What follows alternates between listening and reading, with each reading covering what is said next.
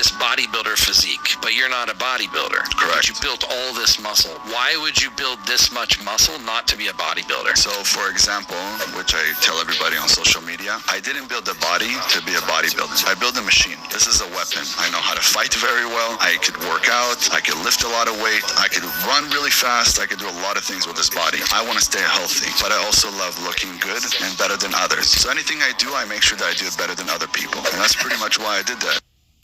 New character unlocked. Ben Azule. I swear there is a prototype for most males on this platform. Full of themselves and fraudulent. So this guy, Ben Azule, we're going to do a deep dive on him. There is a lot. A lot. So he's a royal, allegedly.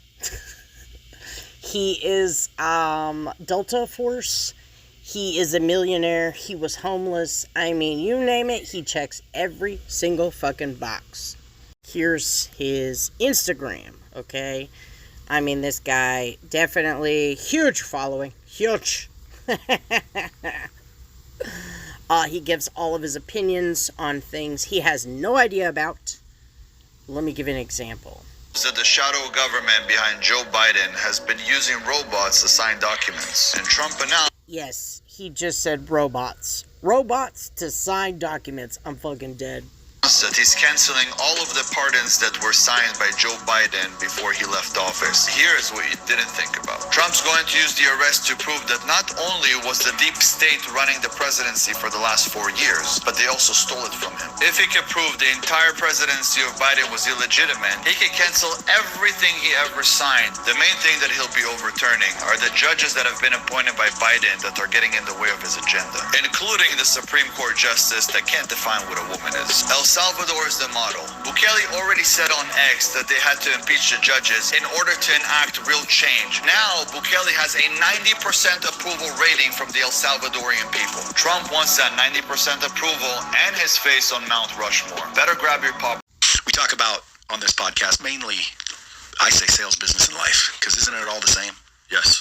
And we were talking earlier, and you're Israeli. Yes. And you just said you're a descendant of King Solomon. Mm-hmm. Now, is your first name's not King? Is it King? No, Ben. Ben. I named myself King once I found that out. And then I grew my beard. So, and I realized I have his wisdom. it was passed down? It was passed down 100%. I felt something for a very long time. Well, they say King Solomon was one of the wisest and technically the richest man that ever lived. The smartest man, the wisest man. Do you know a lot about him?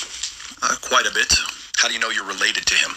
Well, we went back through my last name and then looked at my DNA and found out that I'm a descendant of his. He had 1,000 wives. So how would your DNA tell him?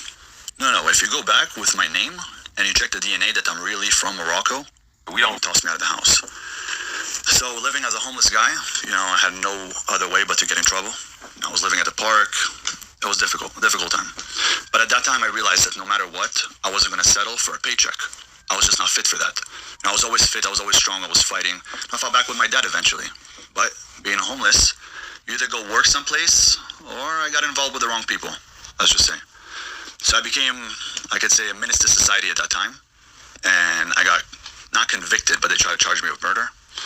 And I went to jail and came out of jail, did my 19th birthday in jail, in the hole, came out of jail after they couldn't actually convict me, and decided I was going to step away from that life. I want to step away from all of my friends, all the people, and I just don't want to be there anymore. Once I stepped out of there, my whole life just went crazy. So I reached out to some guy who was doing carpet cleaning, and I started to do some carpet cleaning for him. For 2 weeks, he didn't want to hire me because he kind of heard back my background, who I am, and I get in trouble, and also I'm working counterterrorism for over a decade. Remember that? When we talked? A long time ago? Yeah? No.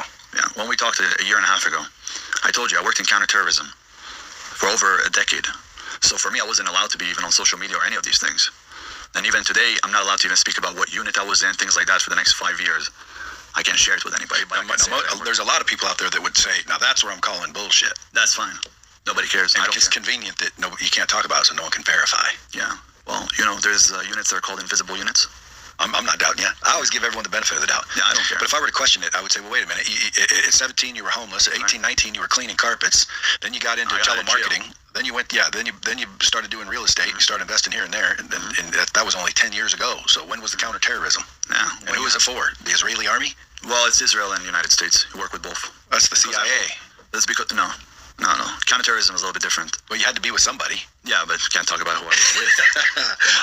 All right. You want them to grill me? Yeah, but when you hold dual citizenship, when it's Israeli and American citizenship, I can do a lot of things that other people can do. I go a lot of places that other people can't. Traveled the world. I've went everywhere. and you know what? I've put together this amazing oil. It's my own concoction.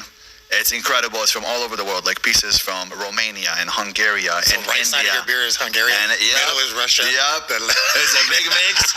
But I tell But you, it's looking sweet. ever since I put it on, my beard has started growing. It looks nice. fantastic. It looks full, and I can't leave the house without this.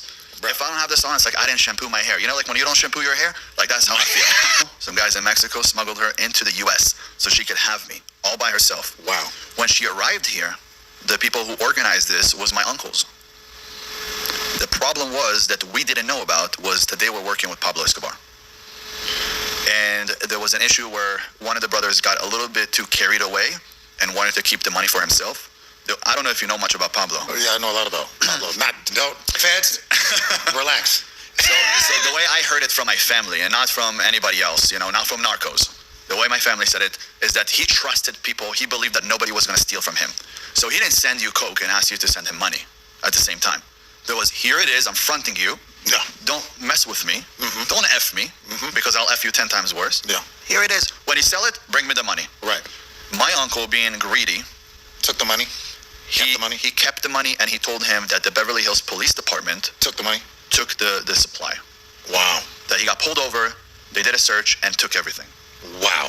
Pablo had people everywhere. Everywhere, bro. It was only $2 million. But it Only cost them. I've seen people lose their life over $200. I know. What you mean? But he was making a lot of money with Pablo at the time. So stealing $2 million was not good. Not good at Not a all. good- You got in. You were born here. So my uncle then got caught by Pablo, and he shot him. But they didn't just shoot him. They kidnapped one brother, and then the other brother they were looking for. And until they found the second brother that they wanted, they knew that he stole. Your They uncles? kept the other brother. But then they found the second brother who they wanted. He pulled up to the house. He was going to get all the rest of his stuff. He was going to flee to Israel. And they came with automatics, and they blasted him like 2,000 bullets. Well, today, you walk into a place, see a group of guys, go up to one of the guys, smack him in the head. The other boys go, hey, bro, what is wrong with you? What are you doing? Relax. We'll call the police. What do you mean relax? Everybody gets beat up. Everybody gets knocked out. Everybody's going to sleep. Once everybody's asleep, then I ask what happened. Everybody's going to sleep. I trained martial arts my whole life. I know how to fight very, very well. I've taken on not one, not two guys. I fought 30 guys at the same time, and they couldn't take me out.